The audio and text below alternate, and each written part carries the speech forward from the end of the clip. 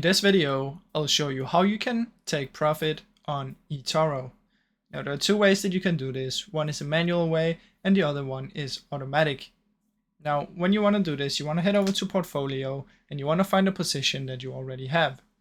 So if you want to take profit manually, what you want to do is go to portfolio, find whichever one you want to take profit, click on the X, which means to close the trade, and then you're gonna take the profit. So when you close the trade, you're gonna get the money, and that's how that works. Now, if you want to do it automatically, what you can do is either make a new trade if you want to make a completely new one, or you can do it on one you already have. So if you want to do it on one you have, click on the gear icon in the portfolio, edit the trade, do the TP for take profit, enter when you want it to be, and then as soon as it hits that point, you'll close the trade automatically. So let's say you bought it at 200, you take the take profit at 210, price goes up to 210, then it's automatically going to close it for you and you're going to take the $10 profit. So that is how that works, guys. Now I really hope you enjoyed the short video.